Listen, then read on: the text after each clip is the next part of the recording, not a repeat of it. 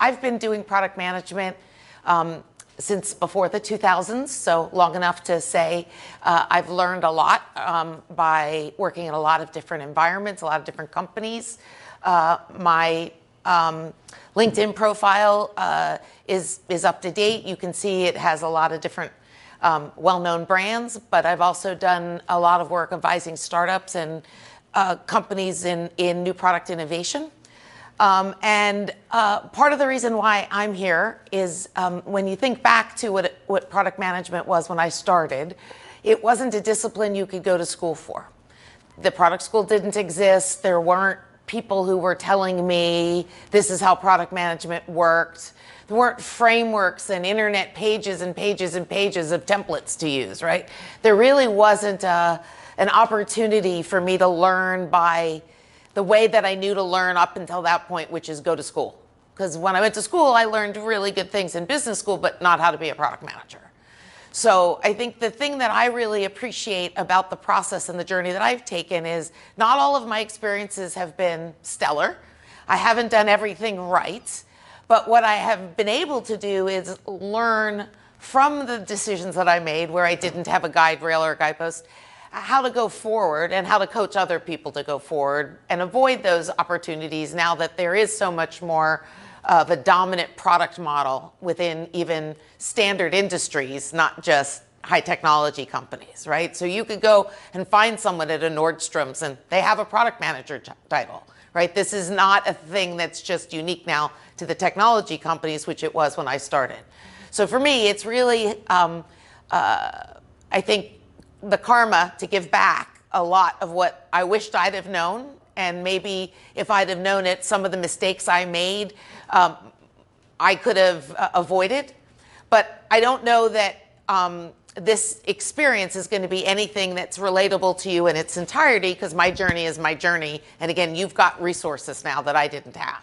So as I tell my story, recognize I'm not telling you to learn or do as I did, but I'm telling you the learnings I've made along the way when there wasn't somebody to say, go left here, go right here. Here's the playbook for how you run product discovery. This is what user research looks like. None of that existed for me, right? So rather than saying my world is going to be eminent relatable, please know what I'm trying to say is get the essence here. And when you look at the slides, it makes me laugh because Brian's going to make the slides available. You won't find the answers in the slides, right? Because what this is my story and my journey and what I learned in that process. And in particular, I'm going to talk about the case study of the last job that I had, which was opening up the Seattle office of Best Buy.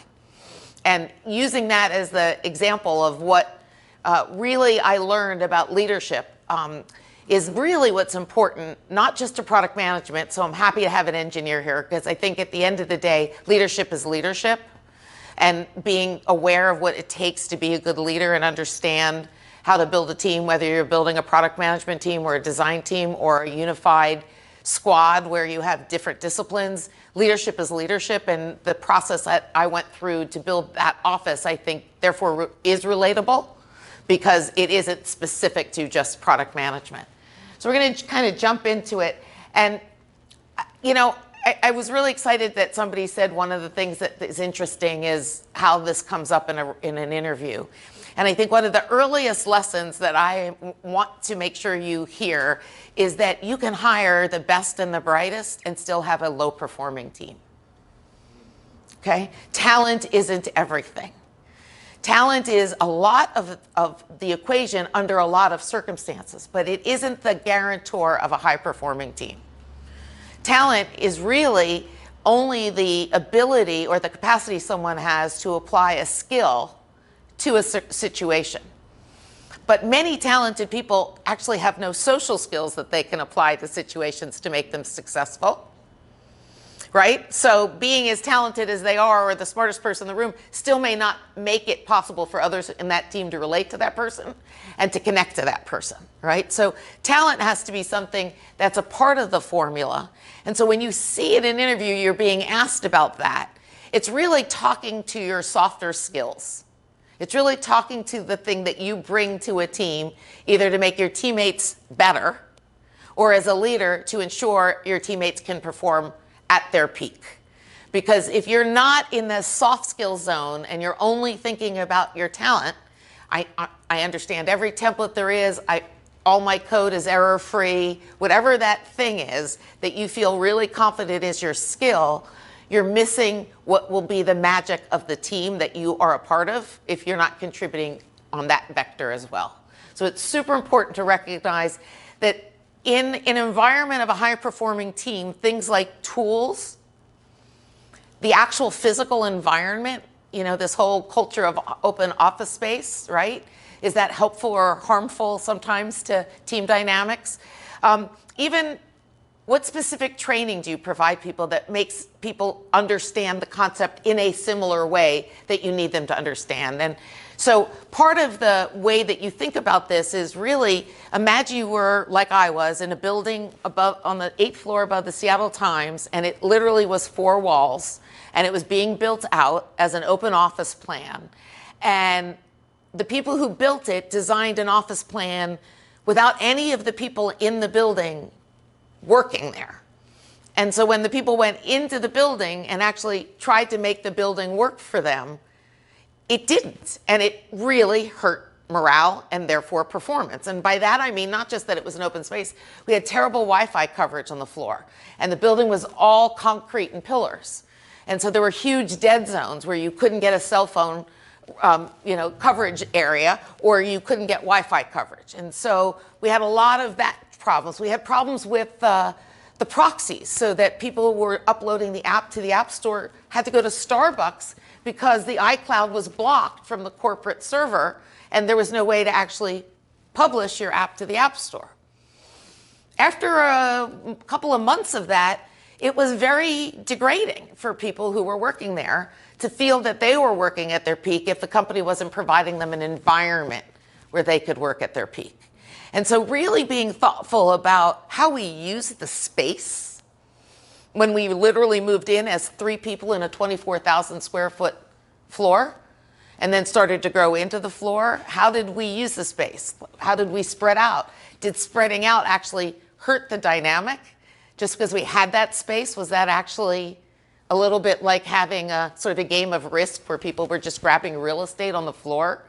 Or were they trying to come together and work in the team and make the space useful and utilitarian for them, right? And for the first 25 to 30 people, it was not effective. It was difficult. It literally was like being in a chasm. And one of the people on my team, their mother came to see where they worked, and she said, it feels really lonely in here, right? Because there's so much space compared to the dynamic of the people in it. And so everything like that really can impact whether or not people can perform. Just remember, talent is a part of it.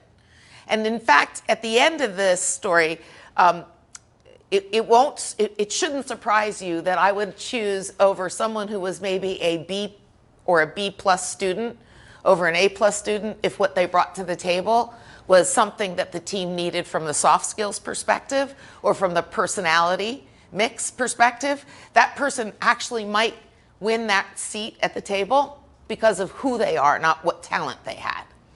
And that became super important as we were building out the team, to really recognize the whole package of what someone brings into the org is their ability to learn, to grow their talent, and their openness in a growth mindset to be willing to get feedback so they can get better at it. So we took people, right, who may not have been top of class at a time where everybody, Amazon and Facebook, and everybody is grabbing the top of the class. These are people maybe that wouldn't have made it algorithmically into that final cut, but brought so much more to the table in terms of experience and personality and problem-solving skills that weren't necessarily easy to see in their code. Then that's where we really ended up finding that we were bringing out the best in each other because we were filling a team as if each person in the seat mattered, not just that the role was filled. So this is a super important point. The other element, and this is really interesting too from my perspective, is it's constantly important to recognize if you're a leader of a team and you're building a team, everyone on that team is looking at you all the livelong day. How you handle stress, how you handle humor, how you handle conflict. What happens with your partners? How do you engage your partners? How do you deal with adversity, the unexpected? Every time you show up as a leader who is building that team, you're sending signals back to the team of how it's okay to behave. So if you want people to behave at the fringes of stress, then you will show your stress every time the unexpected happens. Because that's what will make everyone else feel comfortable, is I'm visually showing you how stressed I am because I'm at the end of my comfort.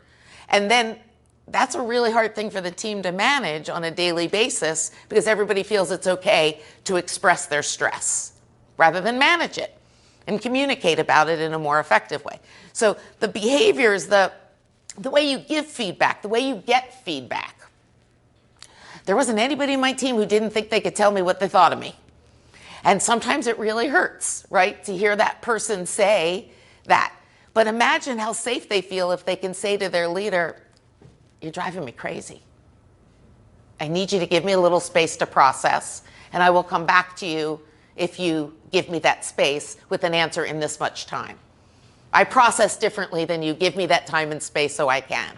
And if you take that and you feel open to that feedback, right, you've just given someone the permission to operate at their best self, right? Because they trust you in that they gave you that feedback as your leader. You're not going to put it on a performance review, but then also they're telling you something about themselves that you use positively.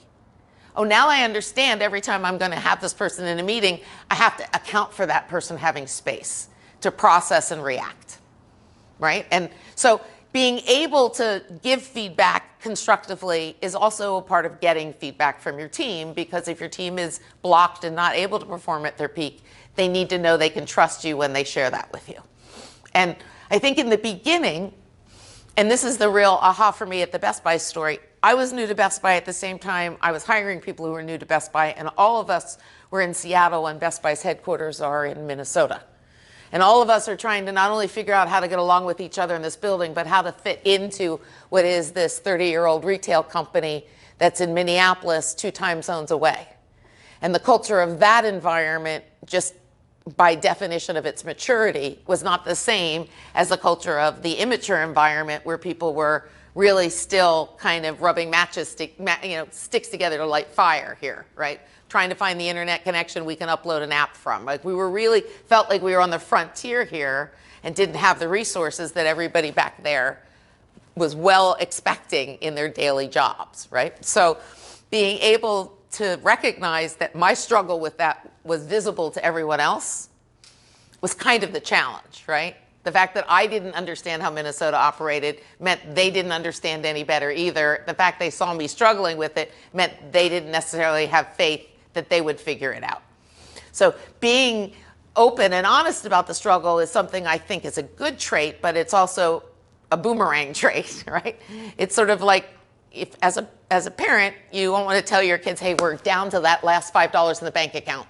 Like, you don't want to get that sense of, doom and gloom in. That you want everyone to think, we got this, right? Like, we've got this covered. We'll figure it out, right? And that sense, not that I have the answer, but I'm not off right at the edge of the plank, ready to jump.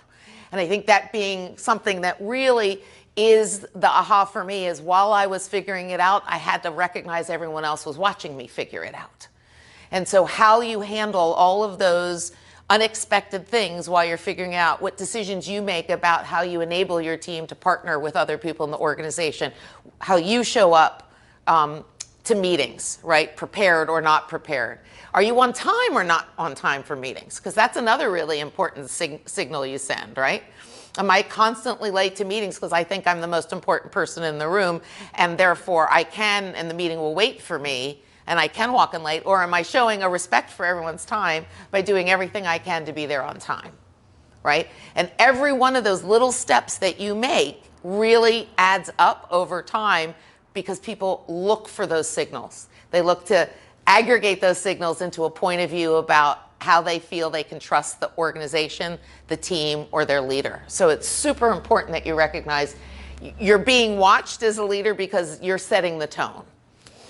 And so in that early stage, when you're all trying to get to know each other, and if we all of a sudden said we were a team today and we all had to work together, what we don't know about each other is which ones of us have which personality traits, which ones of us are verbal and vocal, and which ones of us are internalizers and processors. We don't know enough about how we handle conflict. And there was a woman on my team who really struggled with handling conflict. It's probably a personality trait in her home life, right? I'm not, it's not a judgment, but I think when you struggle with it, you struggle with it.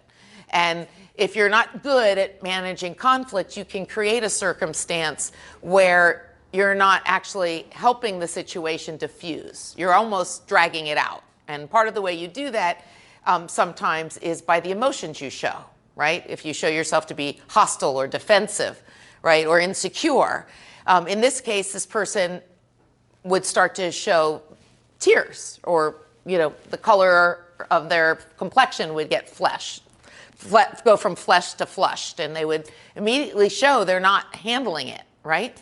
And my coaching was, you do that, people now have to react to that, okay? That's a behavior now that changes the dynamic of the meeting. So you have to figure out how you package that emotion up in a way that allows you to deal with your stress outside of making it everybody else's challenge, right? And we've all been in meetings, right, where there are people who get bad news and you just physically watch them collapse, right? They just fall into themselves and they think, I can't go forward and be productive because this so affects me.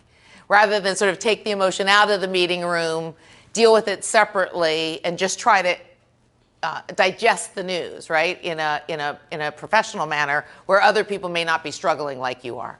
So to really understand what is an acceptable or normative set of behaviors for people getting together, it has to start with people wanting and being motivated in managing their emotions in front of other people, right? Because if you immediately assume that something that comes out of someone's mouth is meant to put you down, even if it's just said with sort of a cavalier attitude, then you're going to react with a defensive position that then immediately calls something out from someone else, right? So one of the things that is really important here, and I'll just suggest that in all of the places that I've worked and all the times I've done this, I don't have a favorite, but I've benefited from some of the kinds of tests like Strength Finders and Myers-Briggs, some of the things that give you self-awareness about where your strengths and your flat sides are. And I'm not touting any one of them. I'm just saying over the course of my career, I've recognized what my flat sides are. And even if I can't change them, I'm trying to manage them, right? If I find myself bristling, what am I going to do so I don't show the bristle even though I may have that reaction to what someone said? And really, I think that's a good piece of advice for all of you to do outside of a corporate version of that test, is to try to find one of those sort of platforms to do some self-reflection and find out what triggers you have and what buttons people tend to push and how you react when that happens. Because if you're doing it now when you're trying to lead a high-performing team and you keep doing it, you're going to give other people the permission to also have that flat side. And that, again, slowly degrades the effectiveness of the team dynamic. So the best you can hope for is you're aware of them and you manage them. You think about them as opportunities for you to manage around sort of the area of risk that you have in being a high-performing leader.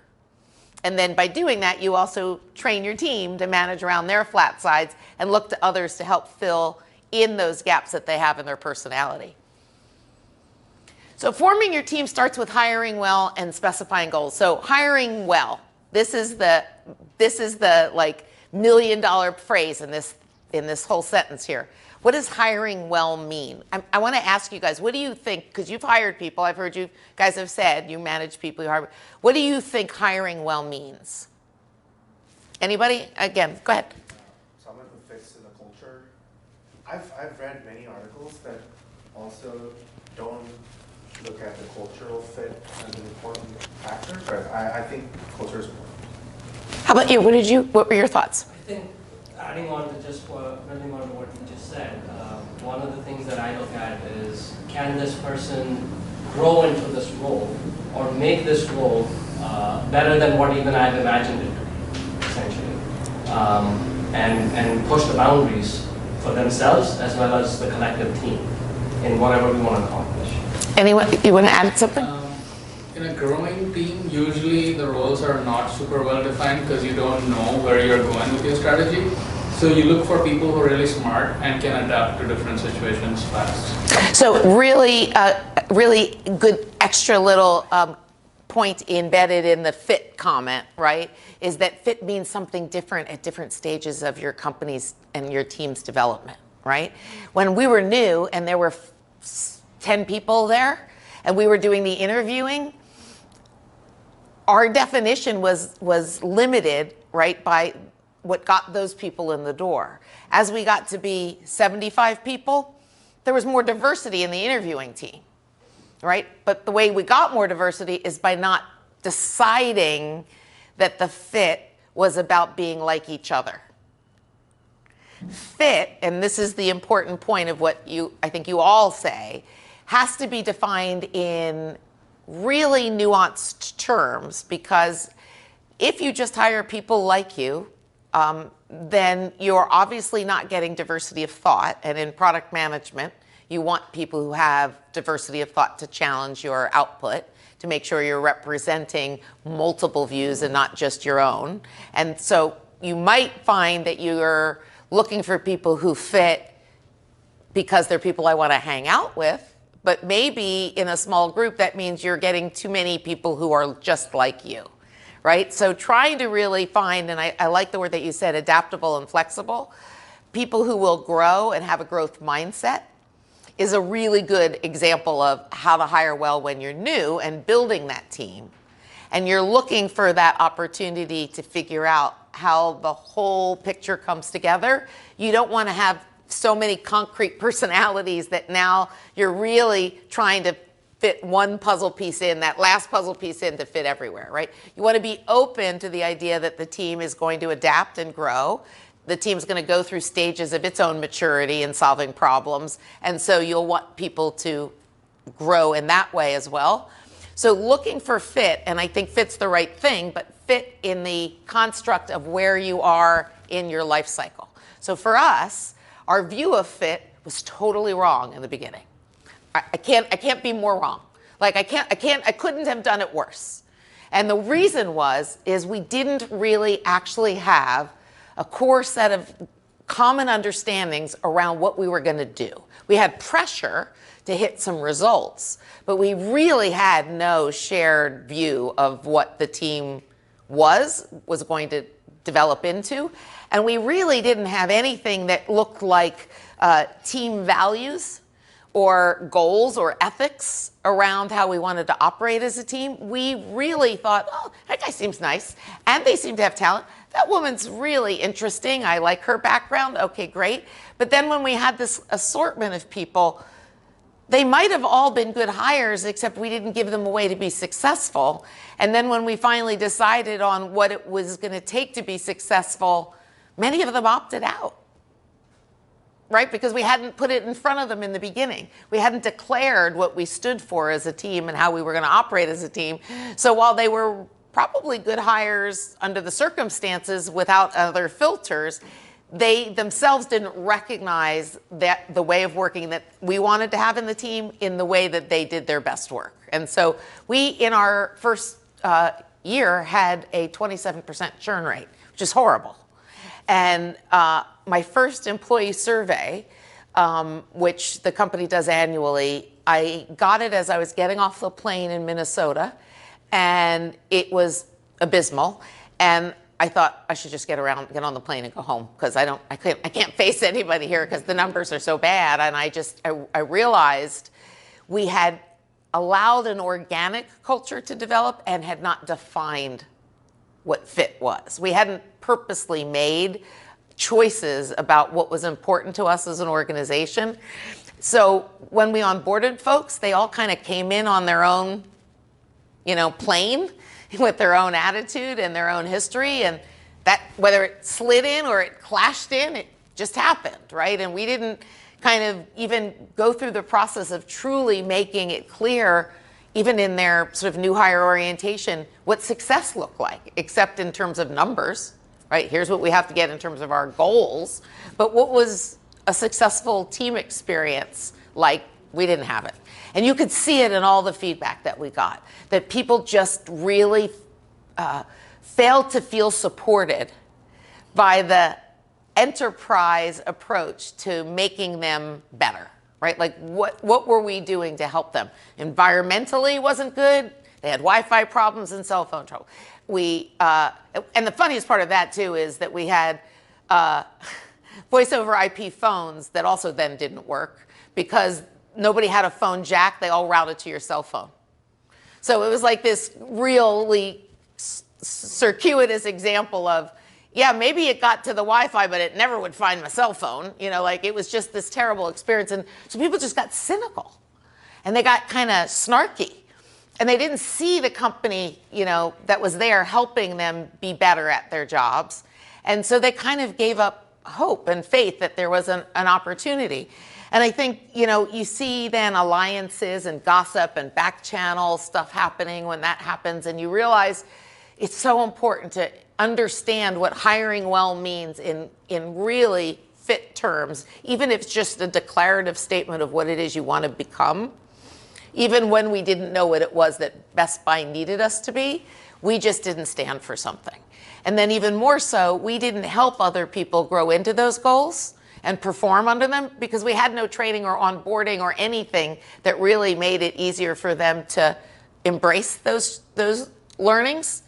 And it really became almost a hostile environment for certain people, which then creates this real question of, all right, for us to even performance out some of the people who were creating some of the snarkiness and hostility, we had to use a benchmark of what they weren't doing. Like, we were forced to actually create the list of, here's what's not good. It's not the 10 things I hate about you, but for all intents and purposes, for us to say you're going to be performanced out of this role, we have to be able to say what you're not doing, what you're not standing for and standing with us on as a team. So we had to come up with a set of values and tenets. We also talked about personal accountability, right? Where in this team, especially in an organization that wants to work in an agile environment and where everyone really has a equal stake in the outcome as the squad, right? Works together. It's towards a holistic product, not towards one person's view of the product. Like, the whole group has to work together. So what's your personal responsibility in making that group come together? And that becomes really important. Also, ethics and standards. You know, companies have ethics trainings.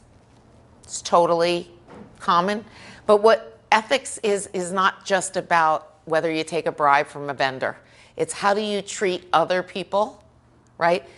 Ethically and responsibly. And so we had a number of those opportunities where we could have failed the team as a group by being sort of presented with certain challenges, right? And how do we handle that as a group? What did we do? So we lost a team member. What do we do as a team, right? How do we show what we stand for in those moments, right? When that happens. How do we stand up for each other in those moments when that happens? And those are team moments that can break you and drive you further apart, or they can bring you together. And for us, it was really almost a watershed moment, because it really changed everyone's perspective of what was important and who was important and how to express those things, because we all realized how fragile things are and how important it is to treat people with respect, because you don't know what it is they might be struggling with. And so to actually have that opportunity to think about those kinds of ethics and values as a group and really come together by being able to express those to each other was really, really important. And then, again, just really recognizing, and one of the things that's so great about an employee survey is it never calls out the person by name, because it's, you know, your leader is, right? It doesn't say Leslie or whatever. It'll just say your leader so-and-so, right?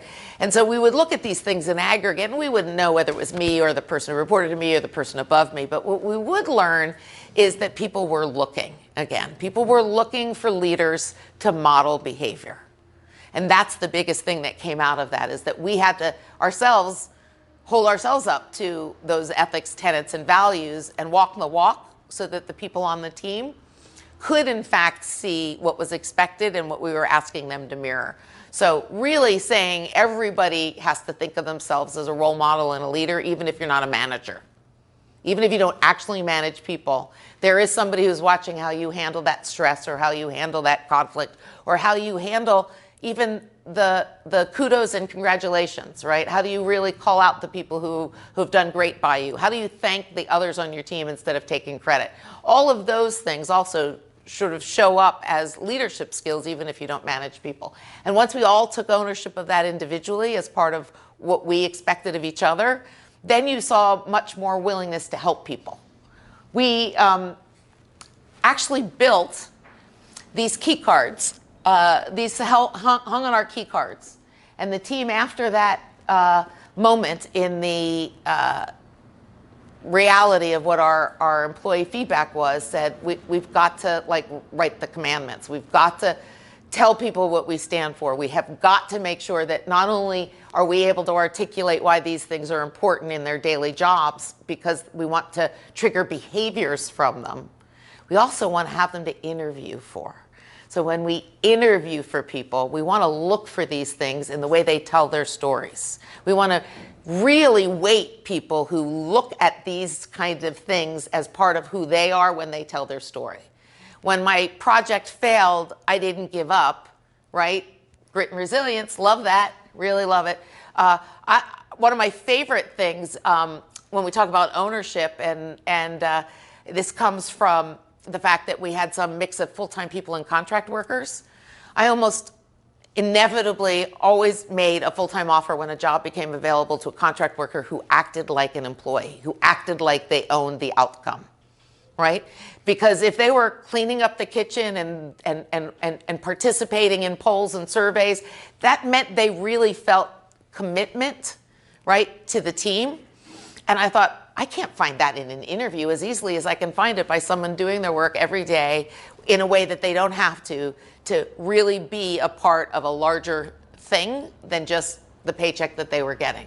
So some of our best talent, again, didn't come from people who had long years of experience, but who came from the ability to really look at what they brought to the table and go hard on that, right? I can take ownership. I really have a lot of grit and resilience. Those kinds of things were important. Ambiguity was a big one. The people who were really struggling with the environmental challenges that we had were not people who would ever have worked at a startup. And we needed that blend of somebody who would be expecting, to go make their desk out of a garage door or to go to Starbucks to upload an app. But we were looking for people who weren't going to be surprised by that when they worked at Best Buy. Like that we're okay with the idea that I only have 2 twigs and I got to make fire, right? Like I'll figure it out. And so again, in an interview, we would actually take each one of these tenets and assign it to an interviewer.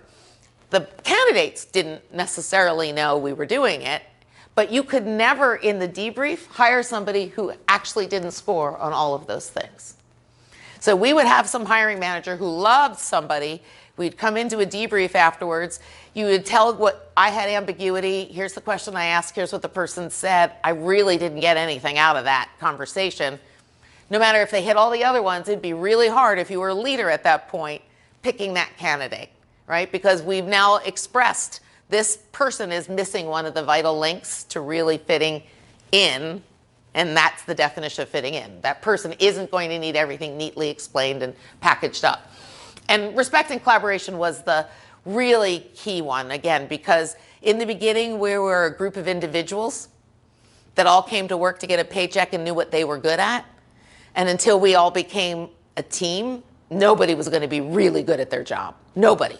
No matter how smart and talented you weren't going to be good at your job if you weren't working in that team dynamic and feeling the respect and collaboration that you were also giving. Right? So that became one of the things where we just didn't like the snarky comments. We just wanted to stop coming to work and hearing them. I just didn't want people to be disrespectful anymore. I didn't want to come to work and hear somebody come up to me at the end of the day saying, so-and-so said this, and I can't take it anymore. Okay, because that's just not about doing the work. That's just about being a human being in an environment where you need respect and collaboration for you to be successful as well, right? So it's sort of a give to get in my mind, and we wanted to make sure that we were really clear and vocal about it.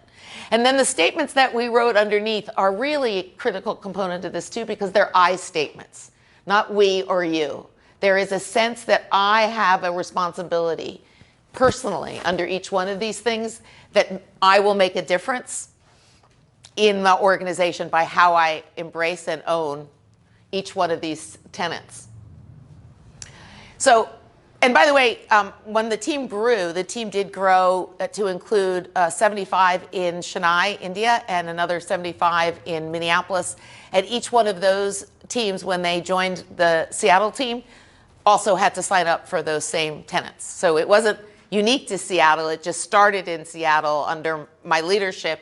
And then as I embraced and grew the team, we even, again, made people on the Chennai team go through an interview process that included their ability to handle these values and tenets.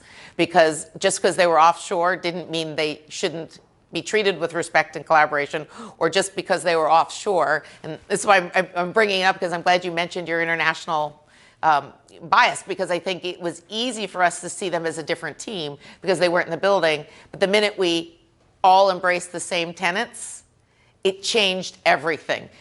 Culturally, the team in Chennai had been used to other companies working with them as if they were ticket takers, right? And just handing them work to go do.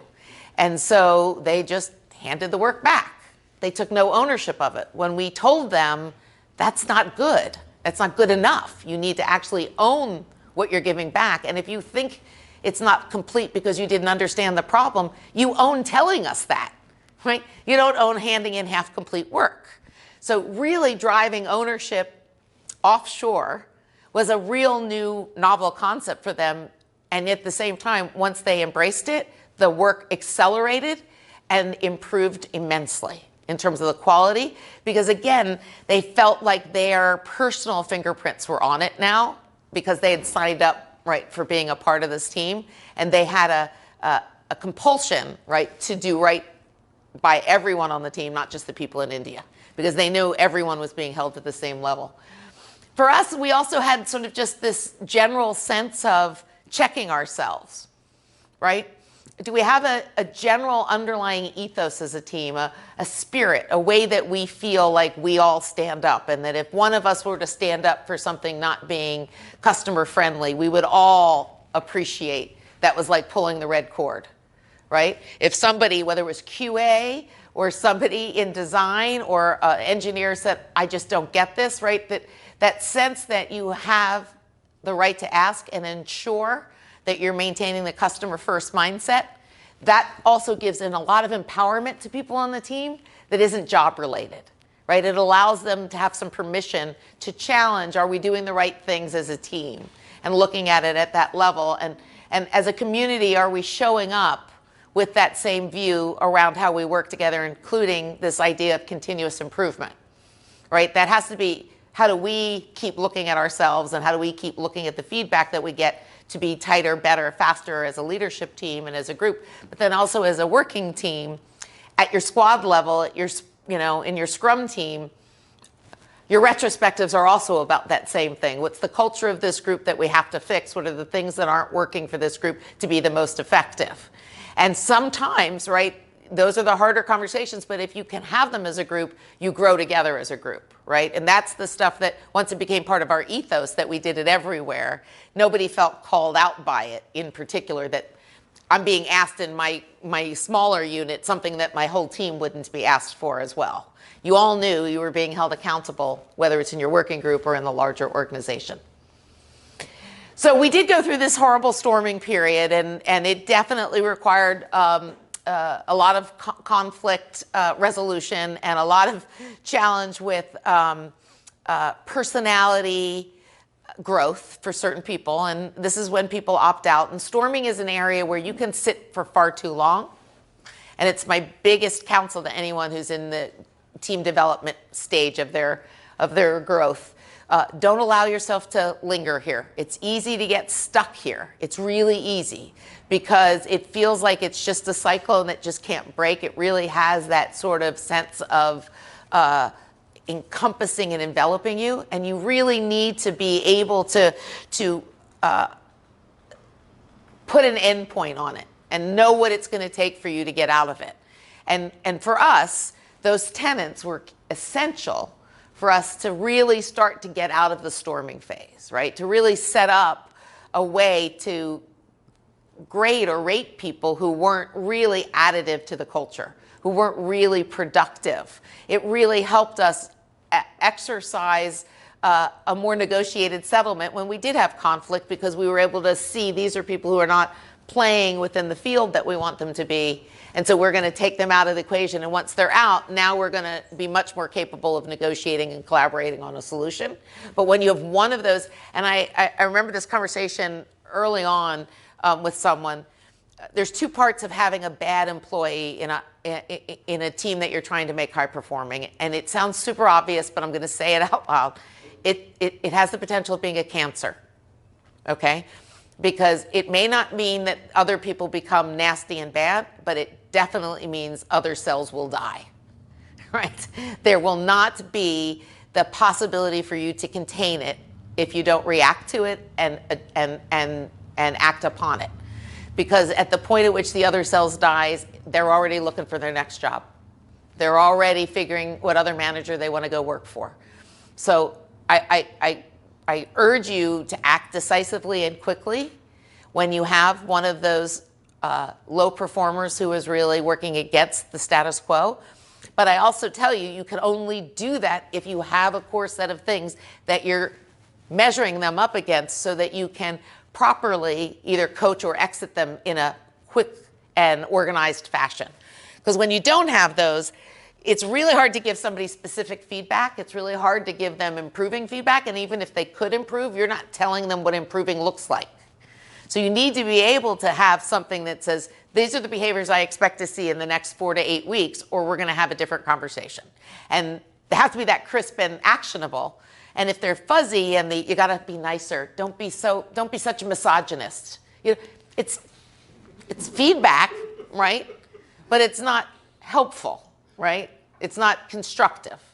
And so for us to really understand how to separate the coachable from the non-coachable, we had to actually have a bar. Like, we had to set up a bar for where people go. We did a lot of things during this period. I love this cartoon because this reminds me of what we did during that period. While we were struggling and we had a lot of holes in the org and some various little mini explosions happening in teams, we tried everything to build teams. We're going to do team building. We're going to have the video game truck, and we're going to go have an offsite somewhere. And boy, we just team build the hell out of everybody. And it had zero benefit. Like, when I say zero benefit, the fact of the matter was it felt like people were being acted upon, right? Not brought along. There was effort without what I would say a bullseye, right? Like, we were on the fringes of something that might have worked, but it wasn't really aligned with what we actually had to do to get everyone to come together. And the irony of what ends up happening when the team is super high performing is you actually have to do less of this stuff. It's just that when you think that this is the solution to a low performing team, just stop yourself right away. Because if it's a low performing team, this stuff doesn't work. If it's a low performing team, get the low performers out and figure out how to reset the talent pool to be constructive and collaborative. But this stuff was just, I'm embarrassed when I think of some of the things that we did. And no, I mean, like I said, the video game truck in the parking lot was just so pathetic. It was just so pathetic. You know, and the other part too is, you know, the team lived all over in different places. And so finding one thing that fit everybody was just also really hard. Again, I had a fabulous office manager who gave every effort to doing this, but I think, again, there's an organic way cultures develop, and when they organically develop because you've done all the right foundational work, like hiring well and having values, that organic culture is what ultimately the team wants it to be. When you don't go through that process, it literally is like trying to do birthday parties for 13-year-olds, right? You're going to hit some of them, you're going to not hit some of them, right? Some of them are just going to think it's stupid. You're just not going to actually unify people. You're laughing at me. You know what I'm saying? I mean, am I resonating with you on that point, right? You try, you really want it, you really want it to work, and you try really hard to do things, and you think, I'm trying to bring people together as human beings, and maybe they'll relate to each other, and it's just like a preteen birthday party. They're at different stages, and they have different things they want out of their social life at work, and it was not successful. I knew we were out of storming when people wanted to be together and had common things they wanted to go do together, and they naturally created those attractive environments where other people wanted to join them. But when we invented in a lab a team building thing like that video game truck, this is a lot of what I think happened. So to exit, we have to require new team skills, and you really do have to be prepared for the attrition, because you do have to excise the bad seeds, the things that aren't really constructive. You have to be honest with yourself about who can grow, who you can develop, who you can count on to carry forward when maybe there's an absence of leadership on a particular project or a particular day, even if they're junior, right? That they're standing up for the things that you would want them to stand up for. And so like I said, we took a big hit. It was a really difficult thing, because going through the cycle of hiring again in this market is not fun. But it was so much better when we actually did it with this set of values that we were interviewing for. It was so much clearer. And if we did go for a long time where we couldn't find someone who had all of them, we all knew why we had done it. It was, we weren't hurrying to make the hire because we had so much work to perform. We recognized hiring badly and getting rid of the person was actually 5 times as much effort, right? And to let go of making a hasty decision so that we could make a really good one was the really hard part, but it made a huge difference. And then this is where, norming in the consensus part of team, I want to make sure when you see the word consensus, it is not the kumbaya version of consensus, right? This is where people are able to recognize how to move forward as a group, even if people disagree in the group, right? The idea, you've heard, right, the disagree and commit. It's just also how to disagree respectfully so you can make a decision and move forward. And so the idea that there's consensus to me isn't trying to find the lowest common denominator or getting everybody to kumbaya on a decision, but being able to hear all the different points of view and then to actually say, I've heard them, these are risks that I think we all face, I recognize them, but I need to move on having heard you because I also see these other things, right? And how people can say, okay, I feel heard, and we're prepared for that eventuality or that risk that we might have to manage, but at least I feel like we're aware of it and somebody knows that I've got my eye on that. That kind of thing is a real good team spirit, where somebody's kind of got the flank that we might have some risk on it, as opposed to sitting there waiting to tell everybody, I told you so, right? I'm managing that risk because I called that risk, right? That's a good team spirit and consensus. For me, one of the things that was a challenge for us to get to this sense of spirit and consensus is because Best Buy as a culture really did have a lot of tolerance for contract workers relative to full-time employees. And so when you work in a way of managing people who are not full-time employees, you have to be thoughtful that you don't treat them the same as full-time employees. But at the same time, just by saying what I just said makes me feel sick to my stomach. Right? I want to treat everybody the same. I want everyone to have an equal shot at making a difference in the company, right? So for us, it was important that as our ethos, we believed and acted as if everyone was the same. That you wouldn't know if you were a contract worker by what your assignment was or what we expected of you, that you were any different. And wherever we could include you, we would find a way to do that. and not at the same time risk any legal problems of treating contract workers as full-time people who really weren't full-time. And so part of the way that we did this is we actually broadened it out beyond just events that would include employees. We actually decided to include families. Wow, now once you've got families in these events, now it's not just about our employees treated the same, because there's kids and spouses and partners who are in the room. And now it's much more about being people and getting to know people as individuals.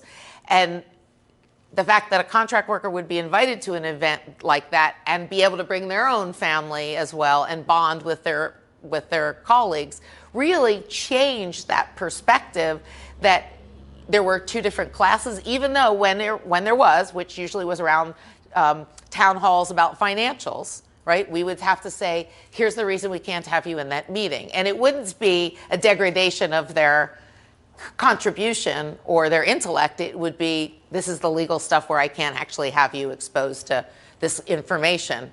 But where everything else was, we did a team building event for the design team that was 50% contract workers, and typically they wouldn't go to a team building event because that's a full-time employee event. But there were things that they wanted to gain out of it, and I said, if you go, I'll include you in the training, but I can't pay you the hours for that, but you can make up those hours anytime you want. So I'll pay you your 40 hours when you work the 40 hours, but I'll also let you come to this event, but I'm not paying you for the time as the full-time people are paid to be there. Right? They're paid to be trained as part of their job. I can't do that for you. Again, the owner contract workers are the ones that are like, I want to get that learning. I want to act like my colleagues. I want to show up like I'm really an employee of this company, regardless of my contract status. And those are always the people we wanted to convert first, right? Because they put that much more investment into being a part of the team.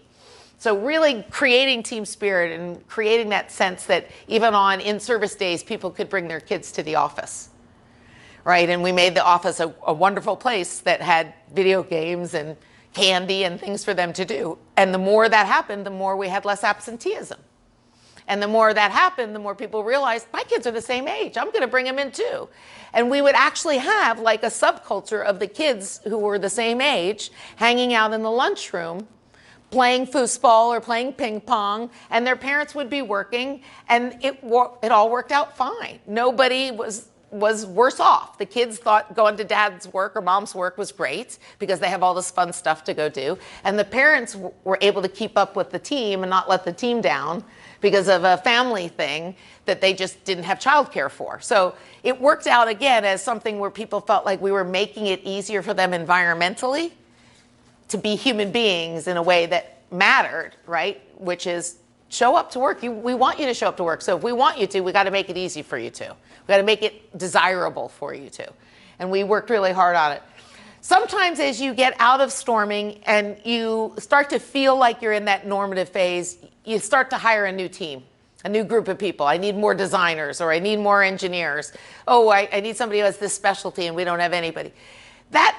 You got to be conscious that addition, right, has to stay true to the same norms and the same values and the same tenets you had in the beginning. So you need to continue to believe that every additive element is a potential disruptor if everyone isn't maintaining the perspective, right, that as the team scales and grows, those same things still matter. And so you have to kind of almost hold it as a belief system to really support your growth and scaling of the team. And this is the perfect example, right, in the interview. We all, for you being a disruptor, we just would rather you didn't disrupt us, right? So that disruptive behavior where you're hiring me because I'm me and I'm super important, so you'll put up with whatever my personality flaws or flat sides are. No, we want to know those in the interview. We want to get that stuff out in the open. We want to know that you know what your flat sides are. And we want to know how you manage them, not because you shouldn't have them, but if you're self-aware enough to talk about them, hey, you have a chance. You actually could be coachable, right? So it isn't that you don't have them, but you can talk about them. You can own them.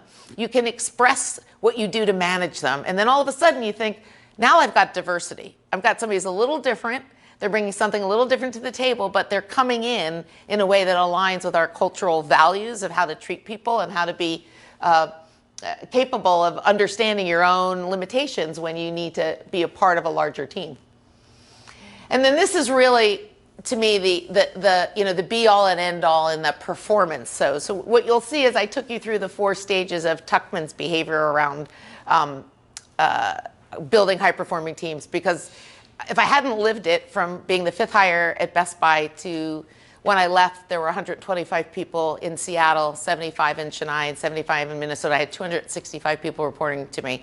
If I hadn't actually lived the experience of like I said, going through the failures and the sort of the reforming of what really we wanted to hold dear in the team that we wanted to build and the place we all wanted to work, I don't think we would have ever come out the other side with that sense of what's important. And the things that really became important to us were things around trust and communication. And when I say diversity, I really want you to know this is not just about gender and race.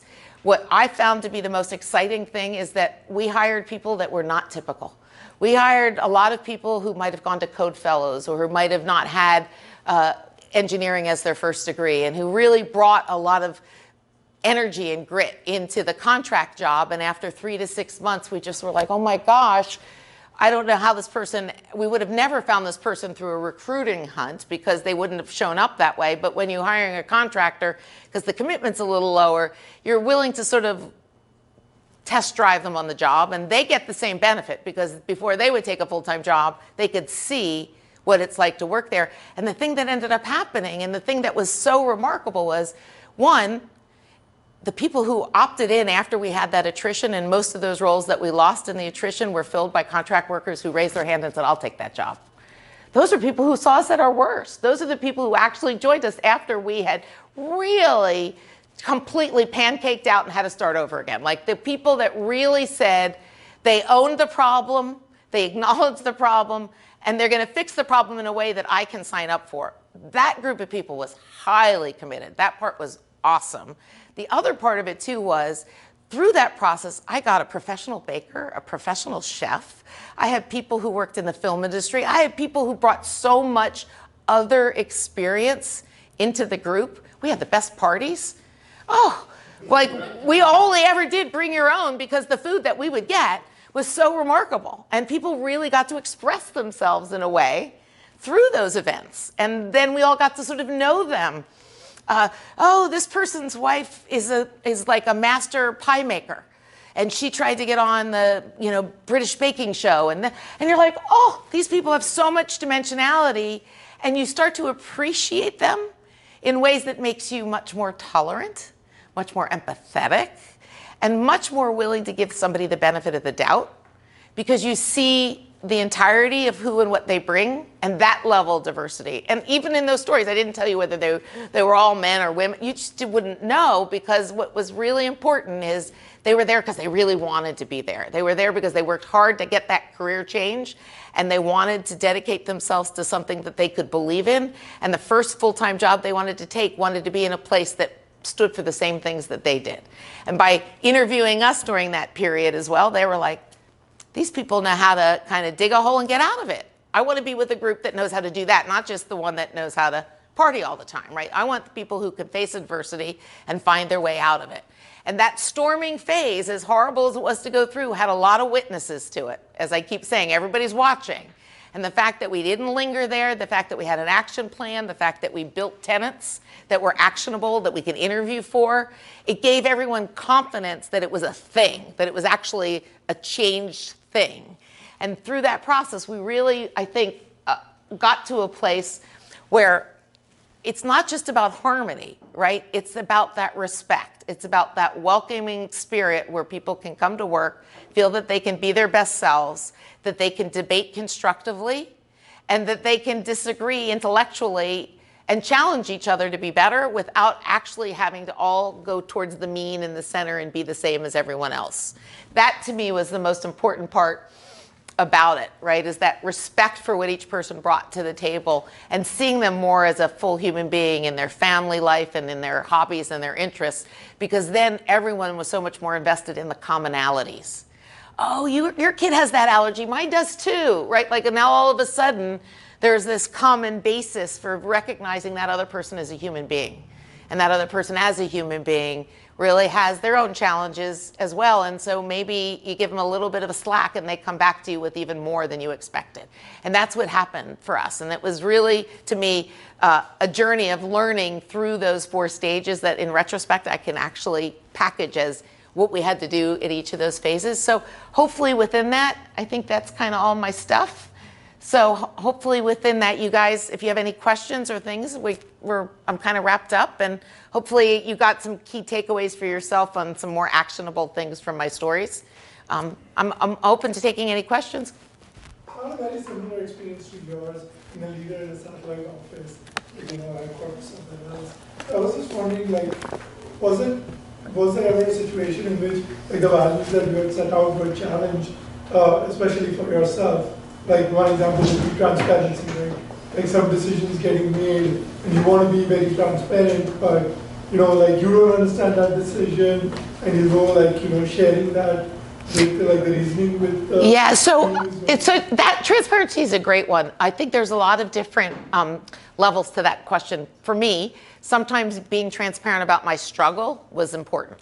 I'm struggling myself to understand how to recommunicate direction I've been given. And I'm happy to tell you why I'm struggling, and hopefully I'll sort this out for you. So sometimes the transparency is with the struggle. I'm not figuring it out myself, and you should be okay knowing that I admit that the sky won't fall, but I'm going to work through it, right? So that's one version of it. The other version of it, I think, is in, and this is really important leader-manager lesson, okay? A manager might more likely be transparent in order to gain trust by saying all the dirty truth. I use that analogy of that's kind of like the high school class president. I want to stay connected to my peeps, and I'm going to tell you everything I know, and that's how that transparency means I'm going to gain your trust. What that person does then is loses the trust of the people above them, right? Because you're not necessarily being transparent in a constructive way. You're doing it more, again, to create alliances and loyalties, right? So I think there's ways to be transparent that can be not disingenuous, but at the same time say there's a new policy, or yep, we're changing this policy, and we've done this. We did this where the performance criteria changed for performance reviews. Can't say I loved it. I got affected by it too. So my answer to them was, I understand why they're doing it. Here's the logic. It affects me too. On the plus side, here's what I get out of it. On the downside, I share my concerns as well, but here's how we're going to manage them, right? So you're able to be authentic, right? You're able to express your truth without actually selling out the company to do it, right? I'm in this boat with you. Here's how we're going to make it work, right? I understand the challenges, but. And occasionally, and I'll say this, occasionally, it worked that I actually did fight the fight going the other way. Occasionally, it would work to say, I can't sell that in Seattle. You might find that more normative in Minneapolis, but it's not what we typically see in organizations in technology in Seattle. So I might need to push back on that. And so part of what we did is I had to get rid of all those proxies so I could actually upload to the App Store, right? Like at some point, those people were right to complain on my team who were fed up with it. I mean, it was fine for the first 6 months for us to feel scrappy, but at some point it was like, this is just wasting people's time. So, to come back and say, yeah, I'm going to actually take that fight on and transparently say, I'm going to go push for it. I may win, I may lose, but I'm with you. That helps people, right, to see that I'm willing to take that hill with them. So I think it's how you manage it, how you couch it, and what that does to other people's confidence in you, right? And when I say other people, both above and below you. First of all, thank you for this really amazing talk that you've given and all the lessons that you've shared. One thing that really intrigued me was the phase where you were essentially weeding out the people that you thought were not the right fit for the tenants that you guys had set up. As you probably are aware, as a leader, stakeholder management is probably 70 to 80% of the work that you're essentially doing on a day-to-day basis. Yeah. Could you share some thoughts on how you had to set the expectations with your higher-ups as you were ready to embark on this journey of saying, hey, there's some serious consequences here that are happening? I laugh because it was so crystal in my mind, and I have to give my manager was a person who I'd worked with before, and so we had a good rapport and had a good relationship. But at the point at which the ship hit the iceberg and it was looking bad, he was in Minnesota, and he basically told me he was going to move here for 3 months to help me rebuild. And I said, well, if you do that, you should just fire me, because it will tell everybody in this building I have no chance of success. So you need to stay away. If you do that, I'm dead. So you need to stay away, and you need to give me that same 90 days to fix it. And he's like, okay, I'll give you 60, because I don't want to stay away for 90. It's too big of a deal for us to give you 3 months to fix this. So you have to show me that you're starting to fix it in 60 days. Like, you need to show me this. And that's when we went down and built those tenants. That's when we changed our whole interview process. I mean, we had to come back with that, and it timed with the horrible employee survey. That's when we had to come back with an action plan. Here's the 6 things we heard that people said, and these things we own action items for, and these are the things we're going to do to change their impression of it. And we're going to even do, before the next annual survey, we're going to do a gut check in the middle to make sure we're making the changes, so we could actually give him data back, right? Like, stay away, here's data, right? It's changing, this is better. And once you kind of see him come in and sort of fix it, yes, I'm sure he would have helped make things happen, but he would have just cut me off at the knees, right? So I had to own the problem, and I had to own the solution, and had to tell everybody it was my problem to fix. And at that point, then they needed me to act. Like, there were those people that were lingering that shouldn't have been lingering, that were, again, degrading the overall dynamic. They needed to go, and how could I help move that along? And what could we do to help make some of those changes happen? But then we also had to rehire quickly. And that process was using up time, right? Because interviewing people is so much time, and we're out there interviewing all that 27% that went away, and we got to interview. That was hard on the work. I will say, and I'm so proud of the team that I led, it's remarkable to me that during that time, people actually hit all the numbers that we had. I think nobody ever wanted to fail on that side, but to continue to do that while we were rebuilding was just, that's when I knew I had the right core team. That it wasn't just a, let's make this a people problem and fix the people and let the business go. And we didn't, to your point, have the luxury of stakeholders letting us let the business go. So we kind of divided and conquered. Like, we kind of figured out how we were going to manage all the interviewing we were going to do, how we were going to manage, the communications that we needed to have. And so we had this core group of people who built that plan. We had HR and recruiting on board with us, and we just said, all right, this is how this machine has to operate so that we can go back and keep doing the work. Because we also were the people who were doing the work now that we didn't have the bodies in the building to do it, right? So it took some good partnering with our HR and recruiting team, and again, a divide and conquer approach to the people that were all bought into what we stood for, saying, okay, this is how we're going to run it.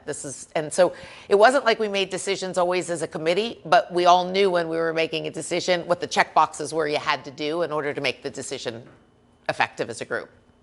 Nobody was working outside of that framework, is what was great.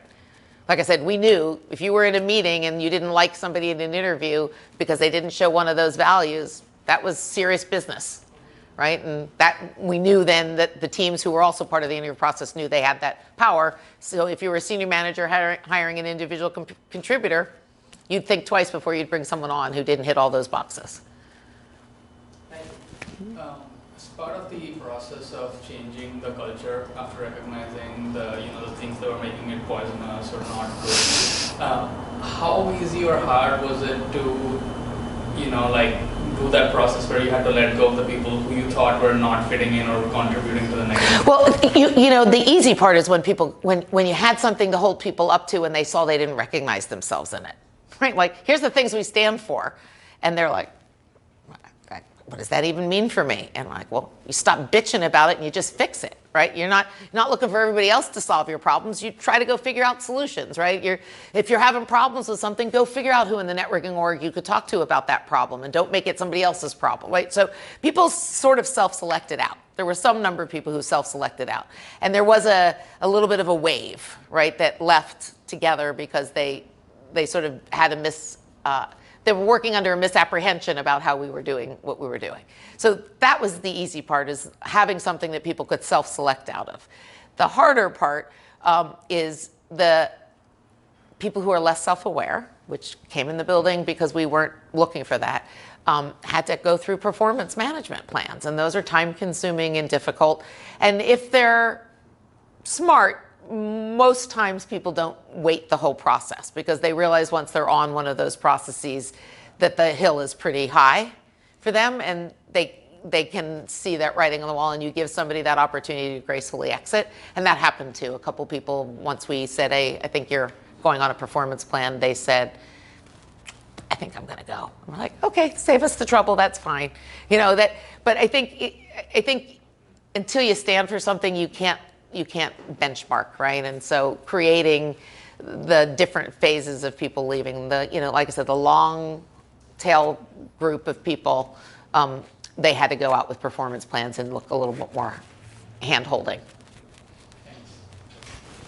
Hey there. 2 quick questions. For when you're creating the value for the company, how many people were involved? So I had five people plus HR and recruiting. So 5 of my team leads. Yeah, and it was at the time the overall team was 50 people. Okay. So it was probably like 1/10 of the people were involved in it at the beginning. I love that. I love the aspect of it too. Yeah, and it was awesome because in the beginning we needed to do that so we all actually understood what the tenants meant. Like actually having that sentence was sort of the way we all left the room 100% sure we were on the same page. So the I sentences were really critical for us before we even left the room. And then that's what kind of made the leap to putting them on people's key cards, because it really became sort of an identity thing that you knew it was about you and not just about Best Buy or the office. The other quick question I had was, throughout your time, did you do any other kind of team building things like strengths finders or? I did, yeah. So I did do yeah. So I had a really difficult time with the design team, getting together and kind of working together as a team. A lot of individually, again, talented designers, but personalities were not all meshing. And I took them off and to an offsite, and we did the spaghetti marshmallow. There's a YouTube video on it. I'll send it to Brian so he can send it out with the slides. It's a great video. And what's so interesting about it is, if you watch the video, each group of people is given 20 strands of spaghetti, a yard of tape, a yard of string, and a marshmallow. And you have to build the highest thing that you can build with the marshmallow sitting on top. And it was a room full of designers. So how great is that as a project for a design team to get together with? I had two teams, so it was 8 people, so I had 2 teams of 4 working on it. And one team was just, oh my God, they could never even get started. Like they couldn't even agree on what the first thing they were gonna do was, and it was just super dysfunctional. And the other group was really interesting because they had some of the more difficult personalities in them, but they also just all took a role and stuck with it. And in that scenario, they all managed to show each other certain respect for the role that they played. And yet it was so interesting because their personalities were the ones you would have thought would have been the most difficult. So it was really interesting because after we talked about it, this was the group that everyone wants to get along, but they couldn't make a freaking decision. Right? Like it was all about getting along and all about consensus and all about that, but there was no decisions getting made, and the whole 18 minutes ran through and they literally weren't even an inch off the ground. Whereas the other group literally built it easily 2 feet tall with the marshmallow on top of it, and effective and efficiently. I would have never guessed it, but it was because everybody had a point of view and everyone took a corner. Like everyone would realize what they needed to do. And so we could talk about that dynamic. And that was, again, one of the most effective ones, because I think it shocked even the people who were doing it that they got along doing it, because they just don't typically get along in the building. And yet in this exercise, they were able to do it. And so being able to sort of analyze why they were able to work so effectively on that exercise was really interesting. So yeah, we've done it. I did strike finders too early on with the team. It was interesting to see the diversity in the personalities that were on the team, but I didn't invest in actually having someone give everybody the training of what to go do about it. It just was an awareness building activity, so people understood different people had different strengths, and that there might be some tips if they looked in the book for how they could interact with some of the people who had other strengths than they did. I have two questions. On the retrospective, did you do anything different or unique? How did you know that you were actually making progress with those retrospectives? Yeah, so we actually did a start, stop, continue for HR stuff, for like our cultural stuff. We didn't just do it for the project. So we actually ran a classic start, stop, continue. People got to get up on the board and put things about the way things were changing on little Post-it notes, and then talk about what things they put up there. And in that process, that was kind of our work in progress angle, to say this is some of the ways we got feedback in between employee surveys, that people were able to say, oh good, we've made some changes here, so good, let's continue doing some of those things. And it's okay now that we've gotten rid of some of the laggards, that we don't need to do this stuff anymore, because we've kind of expunged all of the bad cells, and so we're much more effective, and so we don't need that lagging tail of people management things that we did. So we constantly did our own sort of cultural retrospective as a leadership team. So my direct reports would sit down and we would look at that on a quarterly basis to see how we were improving against our goals. And then we would actually hold ourselves accountable to reporting on them in a town hall. We actually made ourselves get up and express to people what we were doing and how we thought we were doing, so that people could see that we were constantly grading ourselves on it. The other question I had, what changes were taken about this? So it's so interesting. It's a really great question. Two things that I would say came out. One is I think people didn't appreciate our interview process. Again, like I said, that we actually took ownership of a tenant and actually interviewed for that tenant and not just for the skill. I think in my team in Minnesota, that became a norm. They were different than others in Minnesota that didn't do that, but for my team, it really was something that group of people picked up and did as well. Again, because they had to deal with me being remote, and then we also had a team in India that was remote, and so we needed a lot of coordination and cultural alignment around those teams, so that worked. I think our model of kind of 3 in a box, it wasn't more than 3. We often had a 6 or 8 person squad, but it was always a design, product, and engineering team. And that team worked as a team, hung out together as a team, made decisions as a team. We removed the Scrum Master from that whole escapade and made everybody responsible for the success of the Scrum team. And once we did that, I think that people were really amazed at how much more efficient and effective we were.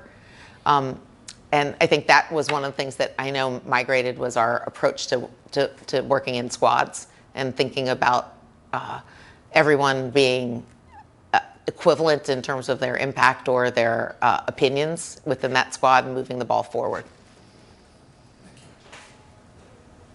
Anything else? Oh, hi, how are you?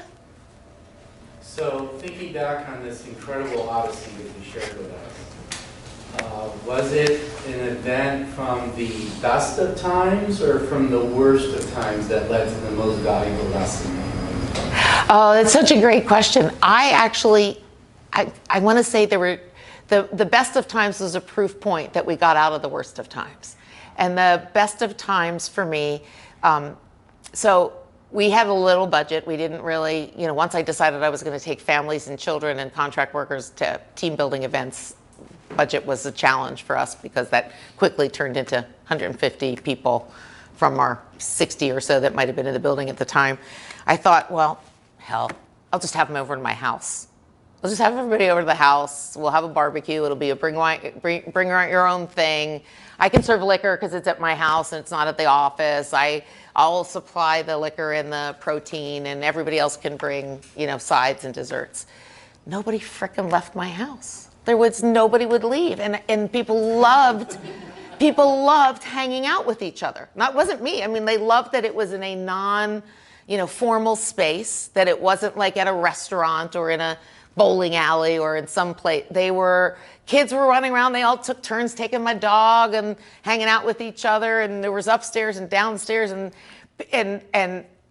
it was just this sense of family, that I realized it was so different than, you know, the video game truck in the parking lot. Like, the true authenticity of that experience came from having had that horrible moment that I had thrown the worst party for my kid, and everybody else's parents were going to talk about it, right? Like, that's how bad I felt like we were in the early going, because we tried so hard and we failed so much. But having that to kind of measure against the best of times, which for me was that we did that summer barbecue, then we did it again in the winter. My husband swore he was going to leave the house because he couldn't. He's like, it's a 2,000 square foot house. We can't fit 150 people. I'm like, we're going to get an outdoor heater, and we're going to we did it 3 times, and then when I finally left Best Buy, people asked if they could still have the holiday party at my house. So I was like, okay, that's a proof point to me, right? Like, that's a proof point of the best that I could have hoped for from where we were in the depths of really trying to sort ourselves out to even act like a team. And so I think having that horrible experience makes me appreciate what we'd arrived at, which was something that wasn't trying so hard. It literally wasn't trying hard. Like, it was paper and plasticware and people drinking out of a cooler, nothing fancy, no caterers, nothing at all. You know, had terrible parking. I told people to Uber, whatever. We can't park in the house. I live in Ravenna. It's not like I live in some great mansion, but the fact that people wanted to be themselves with their family and just spend time with each other was such a bonding experience that never would have happened in the back of a video game truck. Like, it was just that moment of, this is what feels right. People wanting to hang out with each other, wanting to show something about themselves personally, either in the dish they brought or their family members or something, and then really finding ways to relate to other people as human beings and not just as the engineer on my squad. It changed everything, and I think in that moment I was like, okay, we've now come out of that phase. We're really at this place now where we have to master maintaining that high level of performance with each new person and each new team we build. Oh, one last one. So thanks for sharing your story. So in your journey of turning that thing around, like from the moment when you knew that the team had, from the survey, you knew the team had a problem to then finally kind of recover. In that journey, how did yourself go through internally? Did you have the confidence all along, or did you, go through some sort of internal journey to convince yourself that this is a problem you want to own, you can fix, and you were able to do it? So it definitely wasn't clear to me until my boss said he was going to come back it was sort of make or break, right? Like, if he's going to come and say he's going to fix it for me, then I've just written my own ending, right? So for me, I don't think it was as clear to me as it was at that moment. The other part of your question was, I struggled a lot after I first saw the feedback. And I remember my husband saying, not everybody's going to love you. You have to be okay when you're a leader, that not everybody's going to love you. And I'm like, no, I'm not okay with that. I'm just not, And he said, well, do they respect you? I'm like, apparently not so much, like, that's not even what I can lean into, right? So really appreciating that I had to be a human being in this process too, and I had to take the feedback, and I had to be correcting my own actions, just like I was asking other people on the team to do once we sort of were coming out of that storming phase. They had to see that migration. I had to show them that. And again, that's part of the transparency, is I had to be, I say vulnerable now, but it was sort of like I had to be obvious about it, or else they wouldn't trust I was actually going to do anything about it, right? I think they needed to know I was going to do it because I could name it. It was a thing. I could say it was something that I had failed at, and therefore, by owning it, I could then say, and I'm going to fix it this way. So for me, it was terrible because at that period of time to really like have a scorecard on how much people want to follow you or how much they believe in you as a leader, it's terrible if it's not, you know, especially if it's not in the 90 percentile, and not many leaders get in the 90 percentile, but I mean, like when you're sitting there struggling with people who just don't know what you stand for, sometimes ambivalence is worse, right? The people who said don't know, like that's just almost as bad as the people who said, I just don't believe her, right? Like there were less of those people and more of the people who are like, and then you think, okay, they don't even know what I stand for. That's really messy, right? So I felt hope that there were people in that ambivalent zone, but it was the number of them, right? The people who were not yet committed that showed me all those could go to the red instead of to the green, right? That whole group of people in the middle could have just as easily flipped on me as they could have come over. And that's, again, that moment of, I got to fix this because I need to at least tip them towards the green.